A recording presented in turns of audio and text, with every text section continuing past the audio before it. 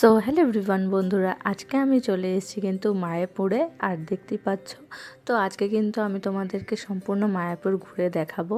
আর কিভাবে আসবে তোমরা, কিভাবে ভোগ পাবে এবং তোমরা যে একদিনে কিভাবে সম্পূর্ণ মায়াপুর ঘুরে দেখবে, সেই তথ্যই কিন্তু এই ভিডিওর মাধ্যমে তুলে ধরেছি। একদমই স্কিপ না করে দেখতে থাকো পুরো ভিডিওটা, আশা করি খুব ভালো লাগবে। একে একে আমি সব তথ্য দেবো এবং কিন্তু পুরো মায়াপুর কিভাবে আসবে আমি তোমাদের বলেও দিচ্ছি, এবং কিন্তু ডেসক্রিপশান বক্সে কিন্তু পুরো অ্যাড্রেসটা দিয়ে দেওয়া থাকবে। আর কোথায় এসে ভোগ পাবে, আর যদি তোমরা এক রাত থাকতে চাও কোথায় বা থাকবে, সব ডিটেলস কিন্তু থাকছে এই ভিডিওর মাধ্যমে, তো একদম স্কিপ করো না। তো আমরা এখন যাচ্ছি কিন্তু হচ্ছে গিয়ে মায়াপুর।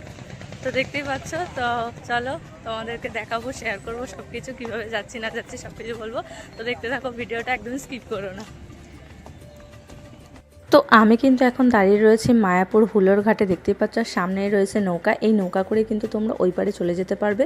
আর সবার কিন্তু মাথা পিছু ভাড়া পড়বে 3 টাকা। তো চলো তোমাদের বলে দিই তোমরা এখানে আসবে কিভাবে। তো যে কোনো দিক থেকে কিন্তু ট্রেন ধরে চলে যেতে পারো শিয়ালদা স্টেশনে, সেখান থেকে কিন্তু লালগোলা প্যাসেঞ্জার লোকাল ধরে বা কিন্তু কৃষ্ণনগর লোকাল ধরে তোমরা চলে আসতে পারো কিন্তু কৃষ্ণনগর স্টেশনে। সেখান থেকে স্টেশনের বাইরে কিন্তু অটো স্ট্যান্ড তোমরা পেয়ে যাবে, আর টোটো স্ট্যান্ডও পেয়ে যাবে। অটোতে তোমাদের জনপ্রতি ভাড়া পড়বে কিন্তু 30 টাকা। সেই 30 টাকার মাধ্যমে তোমাদের পৌঁছে দেবে এই হুলোর ঘাটে। আর সেখান থেকেই কিন্তু তোমরা পৌঁছে যাবে মায়াপুর ইস্কন মন্দিরে, এই ঘাট পেরিয়েই। আর আগেই বলে দিয়েছি তোমাদের নৌকা পেরোতে কিন্তু 3 টাকা পড়বে ভাড়া। আর তোমরা যদি টোটো করে যাও, টোটো কিন্তু একটু বেশি টাকা ভাড়া পড়বে। আর তোমাদের অনেকটা ঘুরে ঘুরে একটু সময় সাপেক্ষ নিয়ে তোমরা কিন্তু একদমই পৌঁছে যাবে মন্দিরের সামনে। তো তোমরা কিন্তু এছাড়াও ধর্মতলা থেকে অসংখ্য বাস ছাড়ে, সেই বাসে করেও কিন্তু পৌঁছে যেতে পারো মায়াপুর মন্দিরে। তো দেখতেই পাচ্ছ আমি কিন্তু এখন পৌঁছে গেছি। তো প্রথমে যে হলুদ মেন গেটটা দেখলে, ওটাই কিন্তু মায়াপুর ঢোকার মেন গেট। তো সেটা পেরিয়ে কিন্তু আস্তে আস্তে আমরা ধীরে ধীরে এগিয়ে চলেছি কিন্তু মন্দিরের দিকে। আর মন্দিরে যাওয়ার পথে কিন্তু দেখতেই পাচ্ছ তোমাদের এরকম ছোট বড় অসংখ্য কিন্তু মন্দির পড়বে। তোমরা চাইলে কিন্তু এই মন্দিরগুলোও দর্শন করে নিতে পারো তোমাদের হাতে যদি সময় থাকে। তো দেখতেই পাচ্ছ তোমাদের সঙ্গে কিন্তু কথা বলতে বলতে প্রায় মন্দিরের কাছে পৌঁছে গেছি। তো তোমরা কিন্তু এইভাবেই একদিন মায়াপুর এসে ঘুরে যেতে পারো। তো খুবই কম সময়ে আর অল্প খরচায় কিন্তু একদিনে মায়াপুর ঘুরে আসা যায়। যাদের কিন্তু খুব ইচ্ছা দূরে কোথাও যেতে পারছো না, একদিন এসে মায়াপুর ঘুরে যাও, অবশ্যই তোমাদের খুব খুব ভালো লাগবে। তো তোমাদের সঙ্গে কিন্তু কথা বলতে বলতে আমরা টোটো করে পৌঁছে গেছি। আর এখানে কিন্তু মেন গেট থেকে মন্দির কিন্তু আমাদের টোটোতে ভাড়া নিয়েছে 10 টাকা। তোমরা কিন্তু সোজা হেঁটেও আসতে পারো বা টোটোতেও আসতে পারো। তো আমরা কিন্তু টোটো করে এসেছিলাম, তো আমাদের কিন্তু জনপ্রতি 10 টাকা করে ভাড়া নিয়েছে। তো দেখতেই পাচ্ছ চারিদিকে কিন্তু অসংখ্য দোকানপাটও রয়েছে, তোমরা কিন্তু এখান থেকে চাইলে কেনাকাটাও করতে পারো। আর সব থেকে যেটা মায়াপুরের ফেমাস হচ্ছে গোপী ড্রেস, তোমরা কিন্তু এগুলো এখান থেকে কেনাকাটা করতে পারো, বেশ অল্প মূল্যের মধ্যে কিন্তু পাওয়া যায়। তো দেখতে দেখতে দেখতেই পাচ্ছ ইস্কন মন্দিরের চূড়া তো আমরা দেখতে পেয়েই যাচ্ছি। তো চলো তোমাদেরকে সামনে দিয়ে মন্দিরটা অবশ্যই দেখাবো এবং মন্দিরের ভেতরটাও দেখাবো। তো দেখতেই পাচ্ছ, তো চলো দেখে নাও এক ঝলকে।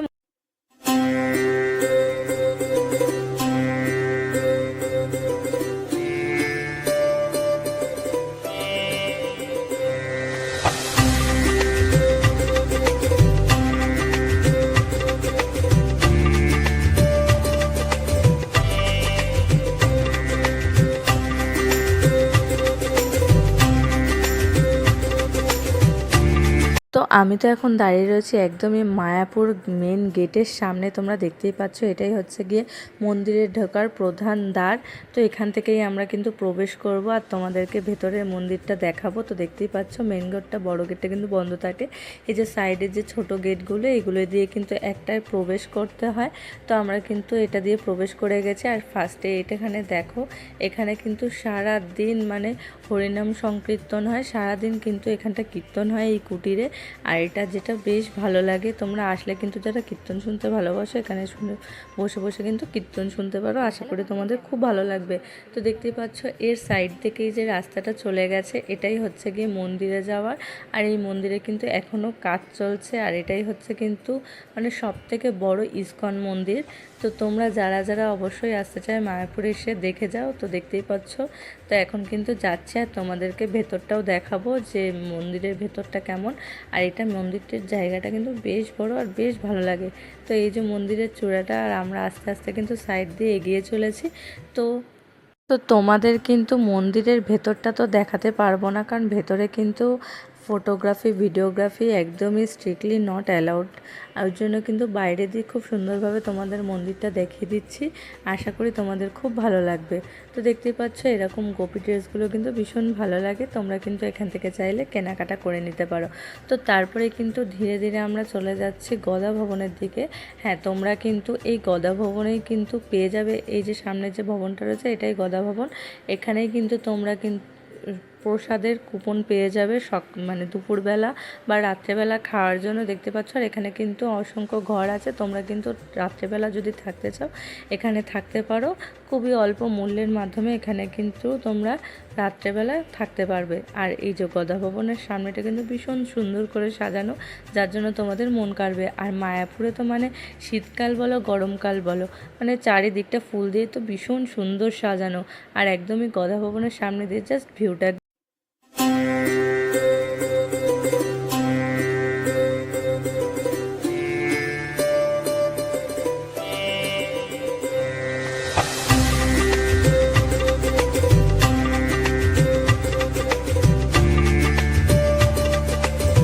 তো তারপরেই তো দুপুরবেলা আমরা কিন্তু এখানে ভোগ খাবো বলে আমরা কিন্তু 70 টাকার একটা টিকিট কেটে নিয়েছি। আরও বিভিন্ন রেঞ্জ রয়েছে, তোমরা কিন্তু সেখানে টিকিট কেটে এরকম কিন্তু তোমরা ভোগ পাবে। তো আমরা 70 টাকার মাধ্যমে আমাদের এখানে এই থালিটা দিয়েছিল। আর এখানের প্রসাদ কিন্তু ভীষণ ভালো খেতে, তোমরাও ট্রাই করতে পারো। আর এটা কিন্তু আমরা প্রসাদটা গদা ভবনেই খেয়েছিলাম। তো তারপরে কিন্তু মন্দিরের পাশে এইরকম কিছু মন্দির রয়েছে, এগুলো তো ভেতরে তোমরা ঘুরতে পারবে, কিন্তু বাইরে দিয়ে দেখিয়ে দিলাম তোমাদের। ভেতরে কিন্তু ফটোগ্রাফি ভিডিওগ্রাফি অ্যালাউ নেই, তাই কিন্তু তোমাদের দেখাতে পারলাম না। তো চলো দেখে নাও এক ঝলকে।